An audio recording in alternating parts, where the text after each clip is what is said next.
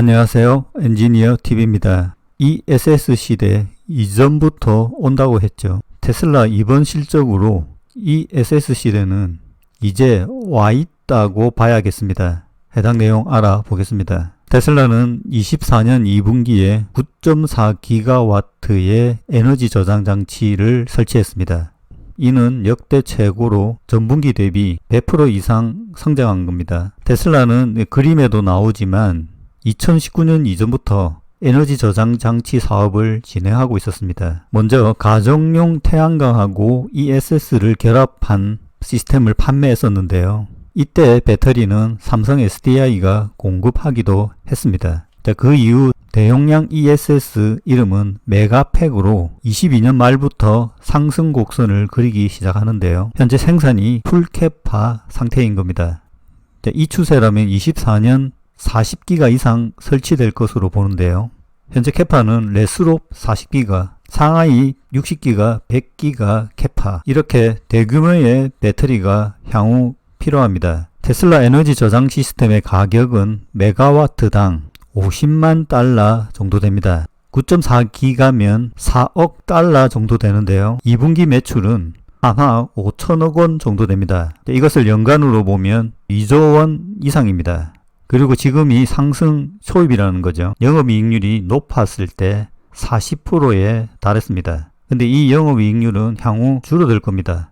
하지만 테슬라는 이렇게 유망사업 선점을 통한 이익 극대화 전략은 탁월합니다. 최근 메가팩 가격을 3만 달러에서 상업용 에너지 저장 장치 제품의 시작 가격을 인하했습니다. 이 ESS 가격은 킬로와트당 얼마, 이렇게 보면 되는데요. 현재 가격은 킬로와트당 266달러입니다. 근데 이게 현재 7월인데 지난 4월 가격은 킬로와트당 482달러였습니다. 연초에는 마진이 엄청났다라는 겁니다. 이것은 배터리 가격에 의해 결정되겠죠.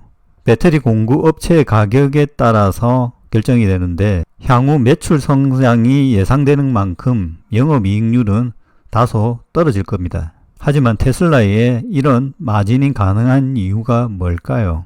메가팩 판매가는 킬로와트당 266달러인데 배터리 비용이 50%는 넘을 것으로 봅니다. 현재 중국산 LFP 가격이 40달러 정도 됩니다. 대부분 CATL LFP 배터리를 대충 40달러에 사서 이걸 4월까지 480달러에 팔았다는 겁니다. 어떻게 보면 중국에 남는 LFP를 테슬라가 다 모아서 메가팩으로 설치했다라고 봐도 될 것입니다. 24년 1분기에 ESS는 38기가 설치되었는데 여기에 3분의 1이 CATL이고 그 다음 중국 기업들이 탑5에 놓여져 있습니다. 최근 한국 기업들의 점유율은 전체 6.3%로 하락하고 있습니다. 가격적인 측면도 있지만 LFP 배터리의 ESS 적용은 여기 표와 같이 자동차 경우 1000사이클 이상, ESS는 5000사이클 이상이 되면 경쟁이 높아지겠죠. 이런 특성에서 LFP 배터리가 유리하다는 겁니다. 현재 ESS 사업자가 어디가 1인지는 모르겠지만 23년 1분기에 벌써 테슬라가 1위로 올라왔고 이번 실적으로 보면 향후 글로벌 ESS 설치량의 점유율을 상당히 높일 수 있다라고 추정할 수 있겠습니다. 테슬라는 이를 위해 21년부터 에너지 저장 장치를 LFP 배터리로 전환했습니다. 그리고 CATL을 대부분 사용하는데요. 중국에서는 BYD 배터리까지 활용합니다. 하지만 현재 미국에서 에너지 저장 장치가 많이 필요합니다. 여기 그림에도 보듯이 캘리포니아, 텍사스에 현재도 설치되어 있지만 계속적인 추가 설치가 현재 필요합니다. 근데 중국산 배터리는 미국에서 점점 사용하기 어려운 상황이 될 가능성이 높죠. 그래서 테슬라는 네바다에 LFP 배터리 생산을 하려고 합니다. 최근 CATL에서 공급받은 미사용 장비를 가지고 LFP 배터리를 생산할 예정이라고 합니다. 하지만 이 부분도 향후 어떻게 진행될지는 모르지만 CATL의 기술과 인력으로 장비 설치 및 기술 지원이 진행될 예정입니다. 이 사항은 포드 CATL 사례와 유사한데요. 이런 부분이 바이든이냐 트럼프냐 하는 정치적인 문제하고도 연결이 되어 있다 보겠습니다. 어떻든 그동안 중국산 ESS용 배터리는 IRA 규제 대상이 아니었기 때문에 일단 관세 인상 정책으로 중국 배터리를 막으려고 합니다. 기존 관세율이 7.5%였는데요. 26년 25%로 3배 인상이 됩니다.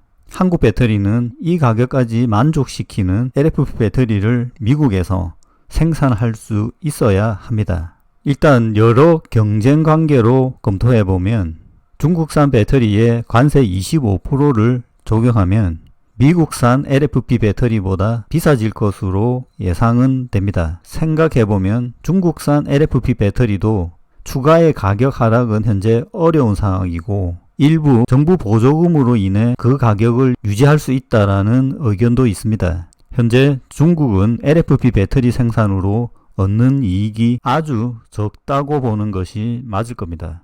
최근 에너지 저장 장치 ESS 설치가 활발해지는 이유는 풍력, 태양광 같은 전기 생산이 많아지고 있기 때문입니다.